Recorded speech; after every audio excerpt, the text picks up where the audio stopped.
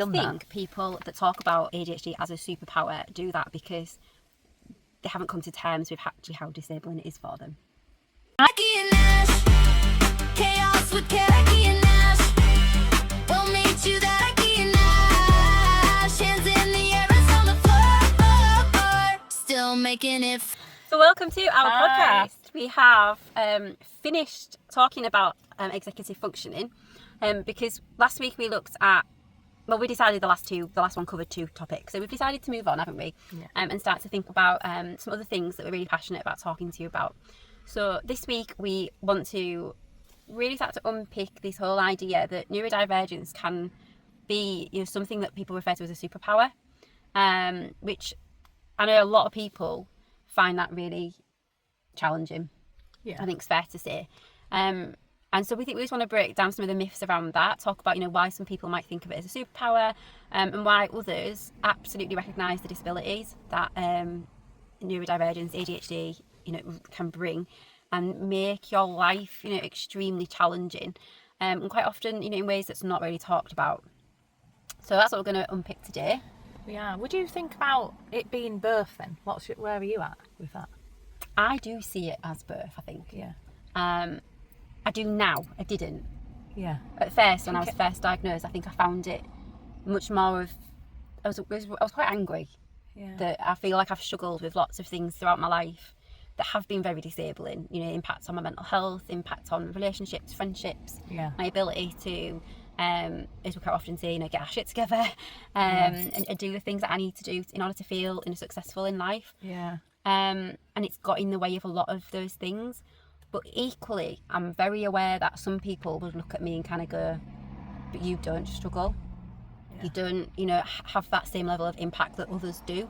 I suppose that's the view of, that's still there of what a disability is, isn't it? Yeah. Like, there's still that kind of concept that, I'd be in a wheelchair or... Which I'm in a wheelchair as well, aren't I? So, double disability. All right, it's not bloody disability bingo. But I think, when you think about it then as a superpower... I knew that was going to happen. We've lost the mics. We've got some dodgy earbuds in. That fit in Ash's We've ears. worked out that I must have quite a small... Is that right then? No. Yeah. That way? Yeah. I must have quite a small ear canal. Big gob, small ears. I can hear like the kids being like, that's why you don't listen to us in it all the time. Got small ears. Got small ears. It doesn't go in. But I think in terms of this superpower that people talk about, it is my traits of ADHD that I think also allow me, they make me really stubborn and they make me keep going and not giving up. And because I've overcome so much, I've developed a lot of resilience. Yeah. Which That's how I feel a little is bit. a strength for me now. Yeah. But hasn't always been. Yeah, I think I'm in the same space. But I do think it changes, like, depending on time and situation. Like, I probably have been, I wouldn't necessarily say angry, more, well, probably a little bit of grief and also a little bit of frustration. And I still experience that frustration about myself. Probably because everybody does. But I think now there's almost a bit of blame, as in like, why won't my brain work? And why can't, if I'm kind of, I think, we've talked a little bit about age and we've talked about hormones and other things that affect it. So I do get that sense of like frustration sometimes. And we've talked about executive functioning, and often there's certain parts of me that I feel are dysfunctioning. Things like working memory and task and finishing and all of that, that kind of, that stuff, starting things. And yeah, so that sometimes for me is where there's areas of feeling not able to do that, but also comparing to other people that can. I just said to you, didn't I, about like Gary, like his like processing working memory is just so it's so great and good because it helps me do that. But I can't help but sometimes be like, damn you, Gary, when you like do things in order and like don't forget things, and I just feel like really ditzy. Damn, where's my keys? Oh, they're in the freezer. Or today, hence why we've got the dodgy earbuds. Or we're sharing earbuds. They're not even dodgy, they're quite good, but it's just that They just don't fit your dodgy they don't ears. fit my dodgy ears. I'm just trying to not knock them. But it's because like I didn't bring the microphones, or I brought part of them. Half of it. And it's that stuff that I get constantly frustrated about. So that bit. But then also I do see the superhero stuff, and like I'm a bit more like loving to my beautiful brain, and I'll, in certain times I'll be like, yeah, that's because I'm ADHD. Yes, I've had a hyperfocus and I've planned a whole holiday and an itinerary and, you know, researched it and I'll know where to go.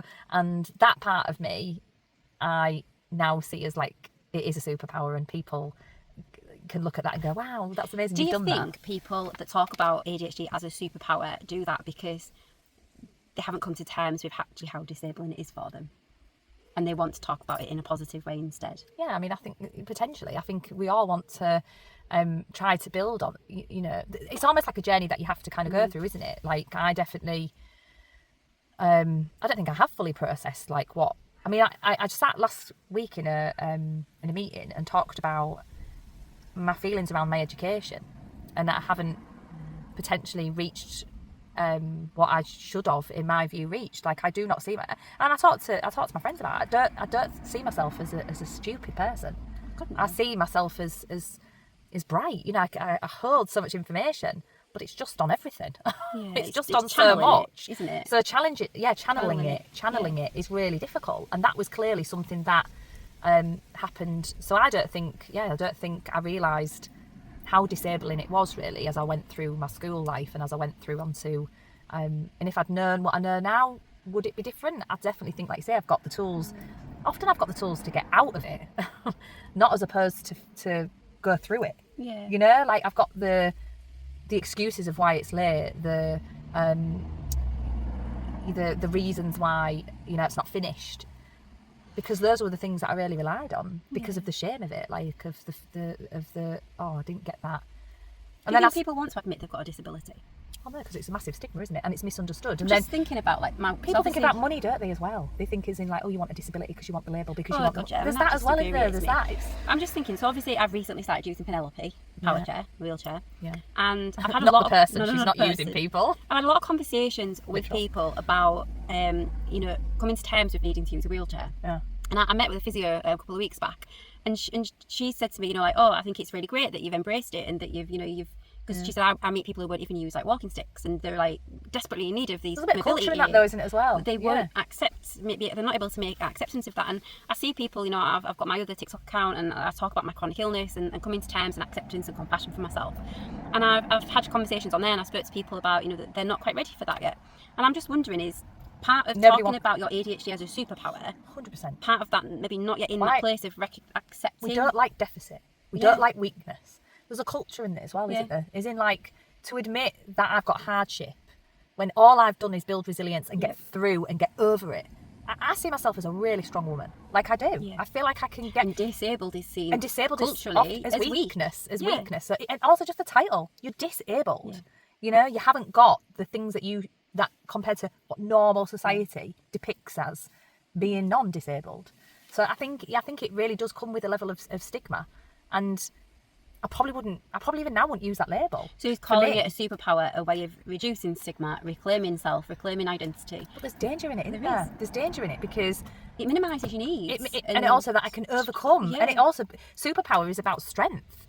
I also, as much as, no, I'm a strong woman, in order to do that, I have to be very vulnerable sometimes. I'm very weak sometimes. And I have to put my energy into things that I do, but also sometimes I'm very not okay, and okay to admit that, you know, like, because if I didn't, I'd be like, anyone around me would know that I'm lying, because the spoon stuff, you know, the spoon stuff that we've talked about, sometimes part of, I suppose, it's made me think about my relationship about the superhero thing, isn't it? I mean, my son said this last night, you know, autism's not cool, but ADHD is. ADHD is the good one to have, and it is very much still got that a stigma attached to it, that it's not that bad.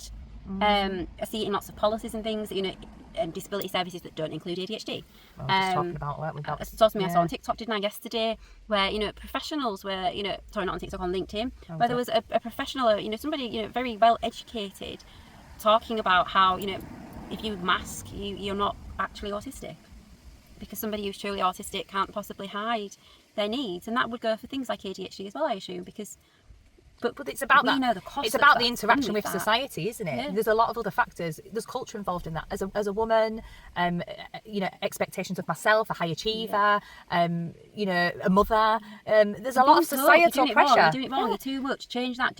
You do a adapt woman, to yourself, because you know, like everyone's telling you that you're not good enough, you're not enough, I that tell you you're what, too much. shall I tell you what I did on Saturday night? I went to watch football with a boyfriend and a few friends, and certain topics, I'd had a glass of wine. I wasn't drunk, but I had a glass of wine, and football was on, stuff like that. And certain topics bring me into, like, I don't know, passion, and I just could talk for England, clearly. And I instantly, as I came home, said to Gary, I'm sorry if because I'm so then aware of people's faces, and so sensitive to any kind of look, or even if it means nothing, it can mean something to me. And I instantly went into, I feel like I was too much. Like, feel like I just got onto one, and I was like talking in detail about lots and lots of different things, and that it was just very overwhelming for everybody. And that's the disability there, isn't it? Like, why do I have to feel like that? Why do I have to feel after every social interaction that because my brain is faster, because it's like a bloody mind map of, you talk about one thing and then it goes on to several other stories, and everything connects. Yes, I do appreciate it. It is overwhelming. There's people that will find me way too much and too fast. I know them. I know who they are, because I have to change how I am to be able to, like, team meetings, like when I'm in a meeting, I have to put my hand up. I have to slow my talking. I have to not finish everybody's fucking sentences because it's rude, and because it leaves me feeling like I don't belong, and that I'm so different, and that I'm annoying. And I'm sure there's plenty of people watching this like, you are annoying, Ash. I know. But sometimes I think it's that shame that comes with it, isn't it? That we're all different, and we're all in are different communicators, and we're all different in our processing. And it's a spectrum. There are people like us, absolutely, that are out there diagnosed ADHD, autism, or other other forms of neurodivergence that can hold down jobs. That can be professionals in high functioning roles. There are absolutely others out there that their needs are so significant that every aspect of their life is a huge mountain to climb, and they are extremely disabled by their differences in which their brain processes and functions. And I think I was really horrified yesterday when I saw that post that I referred to, where we were measuring who was most disabled, and there's a lot to be said, isn't there, about how that puts people into a very small box, and a very restricted box. And actually, would I class myself as disabled sometimes? Yes. That also depends on socially, my environment, where I am, who I'm around, what job I do. Like, if I was in a different job role, I think it would be harder for me. The fact that I've got very supportive, very understanding, I'm able to flow with my spoons, I'm able to do flexi working, I'm able to hyper focus and research things that literally intrigue me. But is the task that I struggle with? Yeah. Is there levels of accountability that I have to? Yeah. And I'm still, do I procrastinate? Yeah. It's all of that stuff that I have to navigate and find out. And I imagine in a different setting, that would look so very different, and probably look so very, very different for people that are in a work environment, or a home environment, or a school environment. That is dismissive. But I think the fact that, in previous roles, obviously we're in the same team work-wise, but in previous roles, I would probably every year, every 2 years, would need to take a month or longer off work because I would be in burnout. And that was because I would be doing this masking, where I'd be trying to keep going and trying to keep up, and be this perfect person that I thought society expected me to be. And so what I was doing there was running at 3,000 miles per hour. And I frequently burnt out that then needed to take time off work. I have numerous chronic pain conditions, which I do believe are a result of that. Not all of them, obviously endometriosis isn't, but I do believe my fibromyalgia is hugely being affected by that. Energy, isn't it? It's energy. It's I don't know how to describe it. It's almost like a tenseness. Absolutely. Like, it's almost like a bit of like, when you clench, it's like constantly. That. It's like that, because it's kind of like then, when you take your bra off at home. Oh God, yeah. Like, like you take your bra off and you're like, oh, thank goodness, like I'm not restricted. And it does really feel like that. And I can honestly tell how I am prior to being diagnosed and how I am as a person post-diagnosed, because I've done the same kind of job role.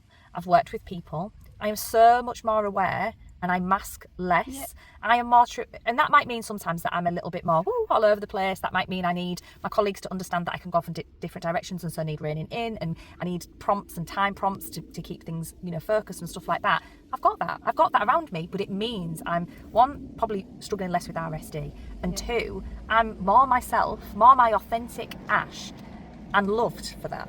loved and kind of celebrated for that than ever. And I do still have to mask. I still do have to be aware of myself, and it does come at a cost. The people pleasing, the expectations, the disconnection from myself, if I'm honest. Like, that sometimes is a really big thing for me, that I can't, like, Gary sees it. He's like, you go, and then you burn out, and you do. Some of that is massively boundaries as well. But ADHD people, like, say, if we talk about those messages, all of those things, those negative, too much, like, it's almost like it's so connected to self-esteem and self-worth that you can't, it's really hard to step out of the things that you've done for your whole damn life, isn't it?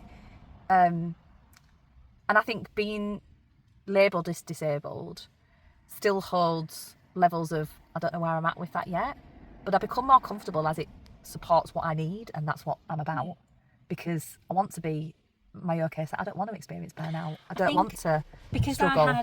So when I was much younger, my endo was really bad, and I had quite a bit of time off work in some previous employment, and I was put on like the sickness absence policy as a result of that. And I remember at the time, you know, having advice, and I remember it was the union actually that highlighted for me that my health needs meant I was covered under the Equality Act. And nobody had told me that before. You know, doctors hadn't told me that. You know, nobody had ever said to me that your health need is a protected characteristic. And I'm talking back when I'm like probably like 22, so like 21, 22 years old. And obviously, you know, when you're talking about being protected under the Equality Act, you're talking about being a disabled person, you know, at that point. So I think even before my ADHD diagnosis, I already saw myself as a disabled person because of my medical conditions and needs and the impact that they had on my life. But I can see how, like you've just said, like, you're still kind of coming to terms with that. I mean, I think there'll be a lot of people that are listening to this that would be, ADHD is not a disability. And also, like you say, there's that lot of you know, really good stuff about how there's so many strengths of being ADHD. So that is not dismissive of that. There is massive strengths with it. Like, you know, like, give me a crisis, I'm there. Like, all over it. And I can direct, and I can make sure that we, you know, everyone has a role and coordinated and all of that stuff. And under pressure, you know, absolutely fine. Thrive in it, actually. But the problem is the cost, isn't it? The burnout afterwards. The fallout afterwards. We know now, when we recognise that now. Oh yeah. That, you know, I would always be a lot of stuff in crisis, I work in rescuing, and I'm that person for a lot of friends and family, and like, it's just so natural for me to do that. But it doesn't necessarily mean it's what's best for me. And so that's the balance of. And that's where it can be disabling, in that we give and recognise others' needs, but don't always recognise our own needs. And I think one of the things that we've probably done for each other since we met is boundaries. I think neither of us had very good boundaries. Like, high five, like, that was a boundary. And neither of us had that. So if we go back, 4 years before we met, I was horrendous at boundaries. I was a people pleaser still. I was trying to demask, but I was still a people pleaser. And I think we've been very good for each other in that sense, in like knowing to put a boundary in place there, and doing that. And when the other person's not doing it, we're very good at managing each other. I mean, and when we talk about things like, it's boundaries and like self-care, like the balance of that. Like, so, you know, there's sometimes I can't even believe I'm good, but there's sometimes I will start work and I ain't brushed my teeth, you know. And, you know, I'll admit that to Becky, and I do brush my teeth. But it's kind of like, even that spoon saving is in, like, before I start, I would never be that person. I would probably, like, you know, again, just push myself. Whereas there's tiny little things that I kind of, like, pull back to just, and if one of them is, like, starting work in, like, my joggers, or going to the gym and not getting changed, everyone's going to think I'm stinking. I find the energy throughout the day to then do it, but it's not in that moment, you know. So it's not like my route. It's not like it's changed who I am and what I'm about. It's the kindness to yourself. It's the kindness and the timing and the routine of that and the structure of that and the expectation that's gone of that. That's the bit. Will I then go off to a meeting and do, you know, half an hour shower, get everything ready? Yeah, of course I will, because I've had a quieter morning. You know, I've had my breakfast. I've not left the house in a rush, because I could have started, you know, in the office at that time. And I get it. People don't always have that flexibility. But I suppose the message from today's chat is about that stuff. You know, we're not living under an expectation of being a superhero, but it's the strengths. Oh my God, yes, like, beautiful, beautiful strengths, and find them and use them. I have chats all the time. One in particular, my friend's daughter, who's just now been diagnosed and is learning that journey. And I'm like, you are going to like, if you can go on this journey now, learn about yourself now, that will help you in your choice of career. That will help you in what you need to get there. That will help you understand yourself in your relationships. That will help you understand your mental health, your burnout, all of that stuff. Like, earlier the better, you know, that stuff. But in regards to then recognising the disability, I think it's also important to give that time and space too. Is it okay to tell somebody that sees it as a superpower that it's not a superpower? I think that's the message we should be giving. But it is okay or it's not okay. It is okay To tell them it's not a superpower. Yeah. So if someone kind of goes, I'm not disabled, my ADHD is my superpower, it's wonderful and amazing, and that's how I choose to kind of live my life, should we be telling that person that they're wrong? No, because And that actually it's disability and you need to accept it's a disability? no, I think this is where we're really coming into our understanding of intersectionality. Stop putting people in boxes. Stop trying to go, tick, you're disabled. No, like, I will be grouped with people that probably think I've got a diagnosis and that was so that I could get PIP. You know, like that's that thinking, that's that thought process. My diagnosis, I wasn't even going to do it at one point, was I? And getting there, was my diagnosis was so now I can, if I choose to, be able to share that about what I need. Also about it being a strength thing. You know, there's my ADHD brain, absolutely. But also I can acknowledge the things that I need, and also can sometimes see it as being disabling. And it's given me a spectrum within my spectrum to to be able to talk about that. Because it fluctuates. Why? I don't understand why we always feel the need to. I mean, it's a very clinical way of looking at things, isn't it? As in, like, you're black, you're white, you're British, you're disabled, you're not disabled. Why are we not just trying to understand where everyone's at with that, and whatever point of your journey in that? If you want to absolutely, you're at a time in your life where it is disabling, where you're angry, where you want some support, when you want some help, then that's okay. And you should do that, because it probably will benefit you, and you're doing it to benefit you, and that's important. If it's about, it's a massive strength and I'm using it to better myself and better my life and better other people, you should also do that too. Absolutely. You know, I think you hit the nail on the head when you said we need to just stop putting people in boxes. People, need to identify the way they identify and choose to be able to identify how they want to identify.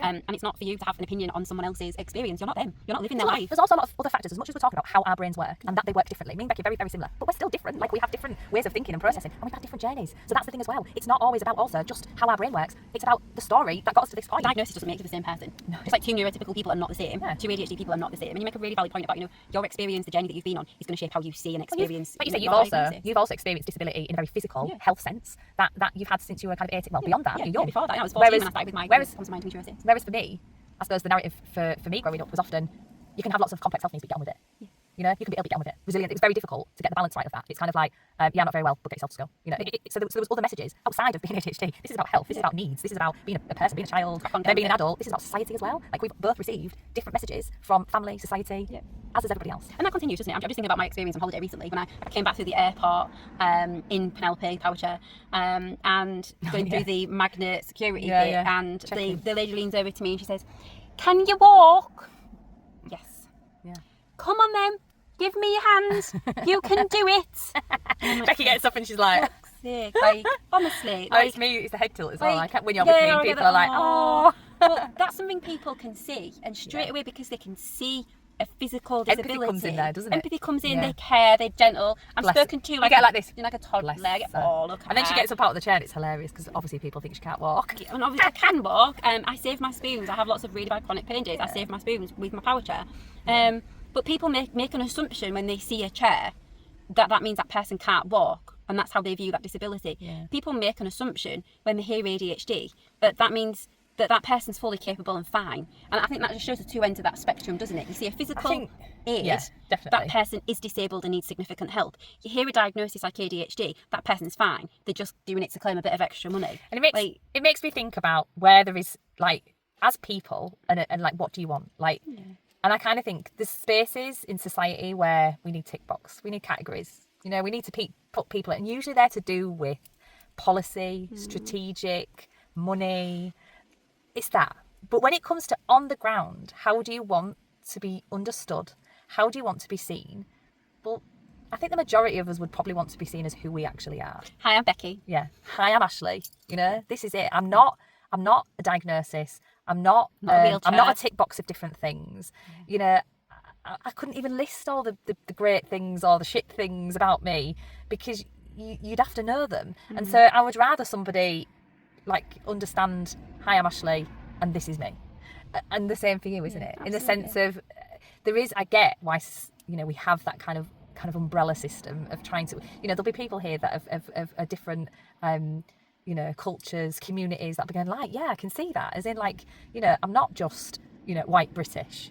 It's not just about being that person. I'm a person, you know, and there's a lot more to me than being white British and my bloody name and where I live. So I am Becky. Yeah. I am ADHD. Yeah. I am disabled. But I'm Yeah. also fucking amazing. Yeah, this is it. I think that's the bit, isn't it, where, yes, superpowers, disability, you know, they're even their boxes, aren't they? Yeah. But actually what's really important is that people spend the time to advocate what they need, what they want, who they are, and continue on the journey that they feel happy and authentic with. And, you know, that whole assumptions make, what is it? I've heard like two sayings that always stick in my mind about assumptions make an ass out of you and me. Yeah, because we get it wrong. We assume something about someone. And also, assumptions are the termites of relationships.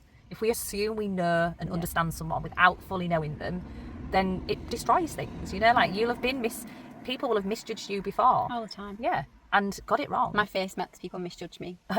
What do you mean? Well, I have resting bitch Bitch face, face. don't I? So people always I'm assume I'm gonna say not that, a I very don't nice wanna person. I don't Shall I keep very good first tell you what my impressions, I face? know But the that. opposite of that, I must have a very open face where people think I'm up for it. Not like that. But I mean, in the sense of I'm always pulled out of a crowd to like get on a stage. Yeah. Come on, you because I'm like this. Oh, that's brilliant. But then I'm the one who's pulled aside in an Aldi queue yes, to yeah. talk to. Like, Yeah. I have that thing about my face that people like. I Yeah. think it must be about my aura or something that Yeah. people want to talk to me. They like feel Tell you welcomed and stuff about safe, it. and they want to tell me everything about Yeah. the innermost working secrets of their life. Yeah. Yeah. But But yeah, yeah. definitely. So what are your thoughts on it? You know, neurodiversity, ADHD, neurodivergence, ADHD, autism, Superpower. superpower, disability, Yeah. or birth? Yeah. Let us know.